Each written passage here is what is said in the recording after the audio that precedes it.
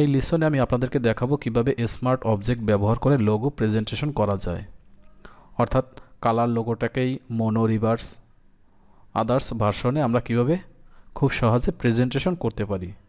এটা মূলত স্মার্ট অবজেক্টের সাহায্যে করব। আর পাশাপাশি মকআপটাও আমি বেসিক মকআপ ডিজাইন করাটাও দেখাবো, যার মাধ্যমে আপনারা সিম্পলি মকআপ তৈরি করতে পারবেন মোটামুটি ইফেক্টিভ। তো আমি প্রথমে দেখাই কিভাবে স্মার্ট অবজেক্ট আমরা ব্যবহার করতে পারি। তো এই একটা ডকুমেন্ট আমি আগের থেকে নিয়ে রেখেছি, এখানে আমি একটা ডিজাইন আমি পেস্ট করব। পেস্ট করার সময় পিক্সেলে পেস্ট করলাম। পেজের মধ্যে আমার এই ডিজাইনটা আমি নিয়ে আসলাম। এরপরে এটাকে অ্যাপ্লাইতে ক্লিক করি অথবা কিবোর্ড থেকে ইন্টার চাপ দিলে এটা স্বাভাবিক রেজুলেশনে চলে আসবে। তো এবার আমি যেটা করব সেটা হলো এইখান থেকে লেয়ারের এখান থেকে এর উপরে মাউসের রাইট বাটনে ক্লিক করে এইখান থেকে আমরা এটাকে কনভার্ট টু স্মার্ট অবজেক্টে ক্লিক করব। এখন এটা একটা স্মার্ট অবজেক্ট হয়ে গেছে। স্মার্ট অবজেক্টের কার্যকারিতা হলো এটা একটা লিঙ্কের মতো কাজ করে। অর্থাৎ এর থেকে যদি আমি অন্য কোনো অবজেক্ট তৈরি করি, সেক্ষেত্রে এই অবজেক্টের সাথেই আদার্স অবজেক্টটা লিঙ্ক আপ অবস্থায় থাকবে। অর্থাৎ এই অবজেক্টের স্থানে যদি আমি অন্য কোনো অবজেক্ট স্থাপন করি, সেক্ষেত্রে ওইখানেও ঠিক একই অবজেক্ট চলে যাবে, অর্থাৎ একই ডিজাইন চলে যাবে। তো বিষয়টা আমি হাতে কলমে দেখলে আপনারা আরও বুঝতে পারবেন। তো আমার এটা হলো স্মার্ট অবজেক্ট নিয়ে একটা ডিজাইন। এরপরে অল্টার চেপে ধরে আমি এর আর একটা ভার্সন কপি করলাম। কপি করার পর এটাকে একটু ছোট করে দিই, ছোট করে উপরে রেখে দিলাম। এটাকে আর একটা কপি করে নিচের দিকে নিয়ে আসি। এখন আমরা এটা হলো মূলত কালার লোগো। এর পাশাপাশি আমি এটাকে রাখবো, একটা রাখবো মোনো, একটা রাখবো রিভার্স। তো মোনো রিভার্স রাখার ক্ষেত্রে আমার যেটা দরকার হবে সেটা হলো নিচে আর একটা ব্যাকগ্রাউন্ড দরকার হবে। তো ব্যাকগ্রাউন্ড আমরা এখান থেকে শেপের মাধ্যমে আমরা একটা ব্যাকগ্রাউন্ড তৈরি করতে পারি। ব্যাকগ্রাউন্ডের কি কালার হবে, এটা আমি লাইন কালার নো দেব, আর ব্যাক কালারটা দেব ব্ল্যাক।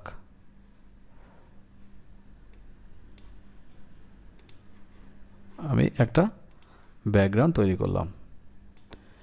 এবার এই ব্যাকগ্রাউন্ডটাকেই আলাদা আর একটা ব্যাকগ্রাউন্ড হিসেবে কপি করব। এখন আমাদের এই যে দুইটা আছে পরপর, একদম পরপর রাখবেন।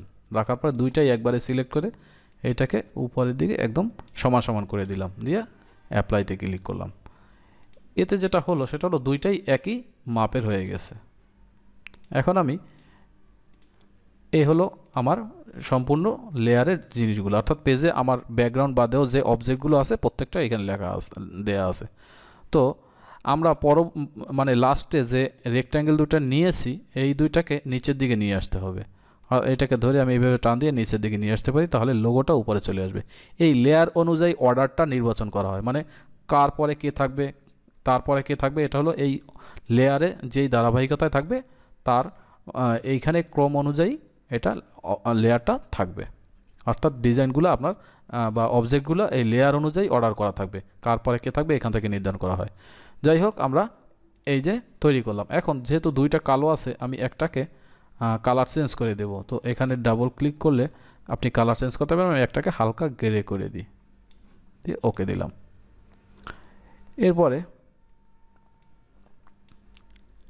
এরপরে এইটাকে একদম মাঝামাঝি আমি বসাইলাম।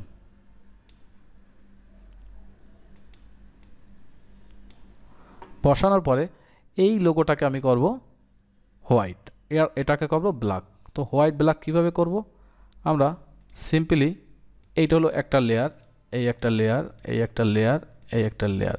তো প্রত্যেকটাই আমার একটা ডিজাইন। তো আমি এটাকে রিনেম করতে পারি, যেমন এটা হলো মেইন লোগো, তারপর এটা হলো BLACK ব্ল্যাক ভার্সন, আর এটা হলো হোয়াইট ভার্সন। তো তাহলে বুঝতে সুবিধা হবে কোনটা কি। তো এখন আমরা এই ডিজাইনটাই কি করব, হোয়াইট করব। তো এই লেয়ারটা সিলেক্ট করে আমরা চলে যাব লেয়ার স্টাইল, তারপরে ব্লেন্ডিং অপশন। এখান থেকে ওভারঅল কালারে ক্লিক করব। ক্লিক করার পর এইখানে দেখেন এই যে কালারটা আছে, এই কালার থেকে আমি যেহেতু এটা হোয়াইট তাই এখান থেকে হোয়াইট সিলেক্ট করলাম। আর এই অপাসিটি লক্ষ্য করবেন এইখানে 100% করে দিবেন, দিয়ে ওকে। তাহলে এটা আমার হোয়াইট কালার হয়ে গেছে। আর এইখানে ব্ল্যাক লোগোটাকে সিলেক্ট করব। আমরা এইখানে ব্লেন্ডিং লেয়ার থেকে লেয়ার স্টাইল ব্লেন্ডিং অপশানে না গিয়েও এইখানে যদি ডাবল ক্লিক করি এই পাশে, এইটাই না, এই জাস্ট এই লেখার উপরে বা লেখার এই ফাঁকা জায়গায় ডাবল ক্লিক করলে এই অপশনটা চলে আসবে। নিরাপত্তার জন্য আপনারা, কারণ এইখানে ক্লিক করলে এটা রিনেম হয়ে যেতে পারে, এটা ক্লিক করলে স্মার্ট অবজেক্ট চলে আসতে পারে। তো আপনারা এই লেয়ারটা সিলেক্ট করে যেটা করবেন, লেয়ার স্টাইল, তারপরে ব্লেন্ডিং অপশনে যাবেন। যাওয়ার ঠিক আগের মতোই কালার ওভারঅলে ক্লিক করবেন। এইখানে হোয়াইট আছে, হোয়াইটটা সিলেক্ট করে আমি হোয়াইটটাকে ক্লিক করব। তারপরে এখান থেকে ব্ল্যাক সিলেক্ট করব, করার পরে ওকেতে ক্লিক করলাম। তাহলে ব্ল্যাক, হোয়াইট, কালার। তাহলে আমি একই পেজের মধ্যে এই 3টা ডিজাইন সাবমিট করতে পারি। এখন ডকুমেন্টের সাইজটা মূলত মার্কেট প্লেসের রিকোয়ারমেন্ট অনুযায়ী আপনারা করে নেবেন। আমি জাস্ট কীভাবে স্মার্ট অবজেক্টটাকে ব্যবহার করতে হয় সেটাই দেখাচ্ছি। এখন আমি বলছিলাম যে এইটা একটা লিঙ্ক আপ, মানে এই ডিজাইনটাই মূলত এইখানে ছোট বড় করে আমরা দেখাচ্ছি। তবে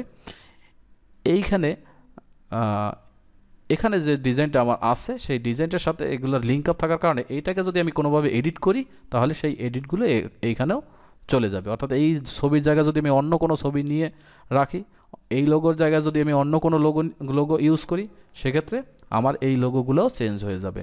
সেক্ষেত্রে এই কালার ইফেক্ট এগুলো আর আমার দ্বিতীয়বার চেঞ্জ করতে হবে না। তো আমি এই লোগোটাকে কিভাবে পরিবর্তন করব? এই জন্য আমি এইখানে যে দেখেন একটা সিম্বল আছে, এইটার উপরে ডাবল ক্লিক করতে হবে। ডাবল ক্লিক করলে দেখেন ওই ডিজাইনটা, ওই লোগোটা আমার এইখানে শো করছে। তো এইখানে শো করার কারণে আমি এখন এইটাকে যদি সরাইয়া এখানে আপনি যাই দেবেন, ওইখানে ঠিক ওই জিনিসটা পরিবর্তন হবে। এইটা একটা লেয়ারের এডিটিং মোড বলতে ভাবতে পারেন, যেখানে আমরা লেয়ারটাকে বা আমাদের ডিজাইনটাকে এডিট করতে পারি।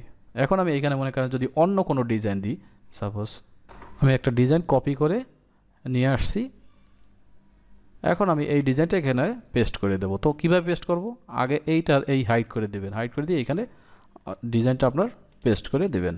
এইটাকে যতটা বড় সাইজ ওখানে ছিল ঠিক ততটা বড় সাইজ এখানেও করে দেবেন। আগের ডিজাইনটা যতটুকু সাইজ ছিল এই ডিজাইনটাও ঠিক একই সাইজে করে দিয়ে ইন্টার দেবেন। ইন্টার দেওয়ার পর যেটা করতে হবে সেটা হলো এটাকে সেভ করতে হবে। কন্ট্রোল-এসও দিতে পারেন, অথবা ফাইলে গিয়ে ডাইরেক্ট সরাসরি সেভে ক্লিক করবেন। সেভে ক্লিক করার পরে এই যে লেয়ারের যে অপশনটা আছে এই অপশনটাকে ক্লোজ করে দিতে হবে। ক্লোজ করে দিলে আমার যে আগের যে পেজটা ছিল সেই পেজটা চলে আসবে। অথবা এই জায়গায় ডাবল ক্লিক করে যখন আমি এইখানে আসছি, এইখানে মডিফাই করার পরে আপনি এই পেশে এসে দেখবেন এটা অটোমেটিকলি চেঞ্জ হয়ে গেছে। অর্থাৎ এটা সেভ করার সাথে সাথে এই লিঙ্কে এই সাথে কানেক্টিভিটি, যার কারণে প্রত্যেকটা ডিজাইন পরিবর্তন হয়ে গেছে। তো আমি এটাকে ক্লোজ করে দিতে পারি সেভ করার পরে। তো এই হলো মূলত স্মার্ট অবজেক্টের কাজ, যে স্মার্ট অবজেক্ট আপনাকে কাজটাকে আরও দ্রুত এবং সহজ করে দেবে। এখন আপনি যদি কোনো আপনার নিজের প্রয়োজন অনুযায়ী বিভিন্ন ধরনের প্রেজেন্টেশন আগের থেকে করে তারপর পিএইচডিতে সেভ করে রাখতে পারেন, পরবর্তীতে আপনি এইগুলো ব্যবহার করতে পারবেন। তো এইগুলো আমরা অর্গানাইজ করতে পারি, যেমন এইগুলাকে আমরা বিভিন্ন রিনেম করে একসাথে গ্রুপ করে রাখতে পারি, প্রত্যেকটা অবজেক্টের একটা নাম দিতে পারি। এইটা অর্গানাইজ আপনি আপনার মতো করে দিতে পারেন, না দিলেও কোনো সমস্যা নেই, কারণ এটা মূলত বিষয় না। বিষয় হলো স্মার্ট অবজেক্টটা কীভাবে আমরা তৈরি করলাম। এখন আমরা যদি এটাকে ইমেজ হিসেবে সেভ করি, ইমেজ হিসেবে সেভ করলে এটা ইমেজ যেমন ইউজ করেন আপনি ইমেজ হিসেবে ব্যবহার করতে পারবেন। তো এ হলো মূলত একটা ফ্ল্যাট স্মার্ট অবজেক্ট প্রেজেন্টেশন। তো এখন আমি যেটা দেখাবো সেটা হলো একটা মকআপ তৈরি করে দেখাইতে পারি। অর্থাৎ এই ইমেজটাকে আমি মনে করেন মকআপ হিসেবে ব্যবহার করবো। আমার ডিজাইন বা যাই রাখতে চাই এই ফ্রেমের মধ্যে থাকবে। এই ফ্রেমটায় আমি এইখানে একটা ডিজাইন প্লেস করব। পরবর্তীতে আমি শুধু স্মার্ট অবজেক্ট ব্যবহার করে এখানে, অর্থাৎ এইখানে যেমন ইউজ করছি সেখানে আমি ডিজাইনটাকে পরিবর্তন করে দিতে পারবো। তো আমি স্বাভাবিকভাবেই আগের ডিজাইনটা আমার কপি করা আছে, এটাকে এখানে পেস্ট করলাম। পেস্ট করে এটাকে প্লেসটা কোথায় করবেন সেই প্লেস অনুযায়ী বসিয়ে দেবেন। দেওয়ার পরে এন্টার দিলাম, এলো আমার ডিজাইনটা। এখন আমি এতে যদি কোনো ইফেক্ট ব্যবহার করতে চাই,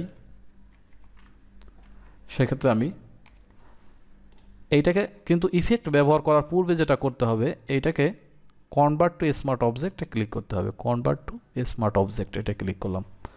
আগে স্মার্ট অবজেক্ট করে নেবেন। তো এরপরে আমি যেটা করব সেটা হলো এই লেয়ারটা সিলেক্ট করে চলে যাব layer style blending option. Blending অপশনে গিয়ে আমি এইখানে কি কি ইফেক্ট দিতে চাই এইখান থেকে আপনি বিভিন্ন ধরনের ইফেক্ট দিতে পারবেন। এইখানে যা দেবেন তা এখানে আসবে। তো আমি এটায় একটা আউটার গ্লো ইউজ করি।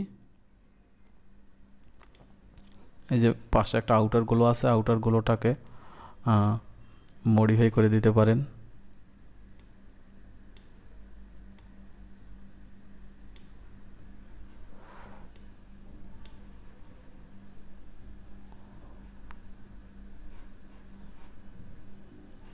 এরপরে চাইলে আমি এতে আরও অ্যাম্বুশ ট্যাম্বুশ টাইপের আপনার ইচ্ছা মতো যে কোনো কিছু এই জায়গা থেকে যে ইফেক্ট দরকার সেটা আপনি করে নেবেন। আমি জাস্ট দেখানোর জন্য এটা করলাম।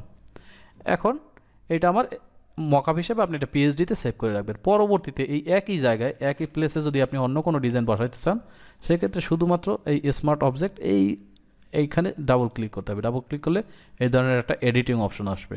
এডিটিং অপশন যখনই আসবে তখন আপনি যে কোনো একটা ডিজাইন নিয়ে এসে এখানে পেস্ট করে রাখবেন।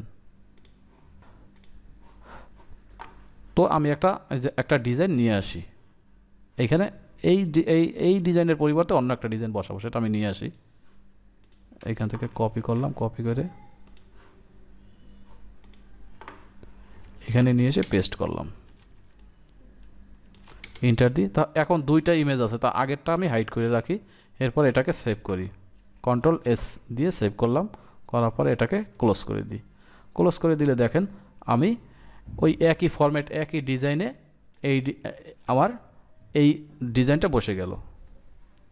একই ফরম্যাট একই ইফেক্ট একই ব্লেন্ডিং অপশন ইউজ করছি, সেটা এখানে আমার আর দ্বিতীয় ইমেজটায় কষ্ট করা লাগলো না, একটা ফিক্সড করে নিলাম আমি।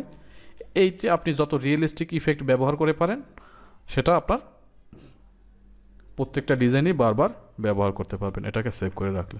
তো মকআপ মূলত এইভাবে স্মার্ট অবজেক্টের মাধ্যমে তৈরি করা হয়, কিন্তু এতে আরও অনেক ধরনের ইফেক্ট ব্যবহার করা হয় যার কারণে আমাদের কাছে মকআপটাকে এত রিয়েলিস্টিক মনে হয়। তো এখন আমি আপনাদেরকে একটি রিয়েলিস্টিক মকআপ তৈরি করে দেখাবো। অর্থাৎ আমার সামনে যে ছবিটা দেখতে পাচ্ছেন এটার উপরেই আমি একটা লোগো প্লেস করব। তো সেটা কিভাবে, আমি প্রথমে একটি লোগো নিয়ে আসব, লোগোটাকে এখানে পেস্ট করে দিই।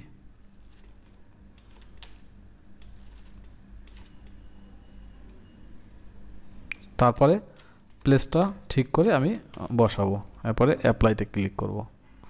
এরপর যেটা করতে হবে এটা হলো স্মার্ট অবজেক্ট তৈরি করতে হবে। এটা রাইট বাটনে ক্লিক করে কনভার্ট টু স্মার্ট অবজেক্ট।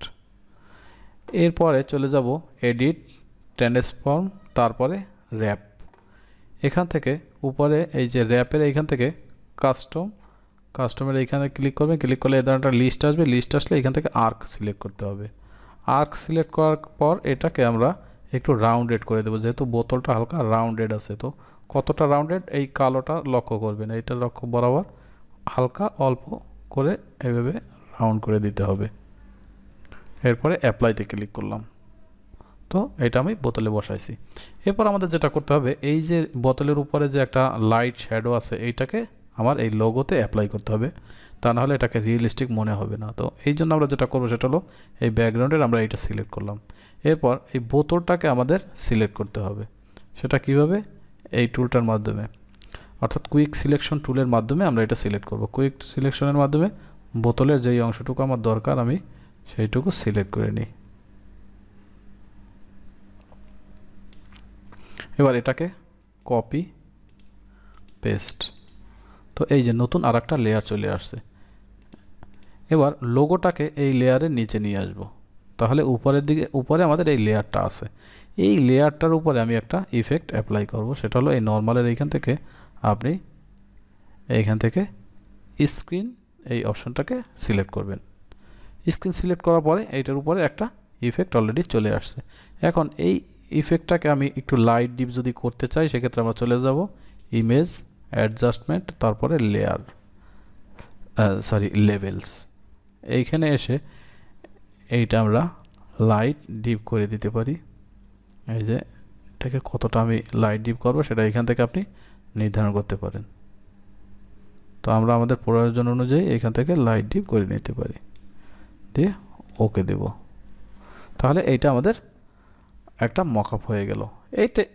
এই ধরনের মকআপে আরও বিভিন্ন ধরনের ইফেক্ট ব্যবহার করা যায়। আমি অত ডিপলি যাচ্ছি না, সিম্পলি কিভাবে আমরা একটা ব্ল্যাঙ্ক যে কোনো অবজেক্টকে বা যে কোনো এলিমেন্টকে, যে কোনো প্রোডাক্টকে লোগো হিসেবে ব্যবহার করতে পারি, সেটাই আমি আপনাদেরকে এখানে দেখাচ্ছি।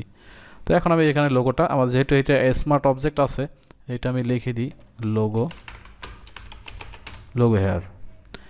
এর উপরে ডাবল ক্লিক করলে এখন এইখানে আমি যেই ইমেজ দেবো সেটাই কি, আর যেই ডিজাইন দেবো সেটাই ওই মকআপে বসে যাবে। তো আমি একটা ডিজাইন নিয়ে আসি, এই ডিজাইনটাকে এখানে পেস্ট করে দিই, দিয়ে এন্টার। আর নিচের ডিজাইনটা এখন হাইড করে রাখতে হবে। এরপরে এটাকে সেভ করে ক্লোজ করে দিলাম। তাহলে দেখুন এই একই ইফেক্ট নিয়ে এখানে আমাদের এই মকআপে লোগোটা বসে গেছে। তো এই হলো লোগো তৈরি করার, লোগো মকআপ তৈরি করার একটা পদ্ধতি। আপনি এভাবে চাইলে বিজনেস কার্ড মকআপ বা অন্যান্য মকআপগুলোও তৈরি করতে পারবেন। মূল কাজটা হলো এখানে স্মার্ট অবজেক্টের, এই স্মার্ট অবজেক্টটাকে আপনার আগে তৈরি করে নিতে হবে। এরপরে এর উপরে যে ধরনের ইফেক্ট, আপনি রিয়েলিস্টিক ইফেক্ট ব্যবহার করেন, সেটাই আপনার লোগোতে অ্যাপ্লাই হবে বা মকআপে অ্যাপ্লাই হবে। তো আশা করি বুঝতে পারছেন।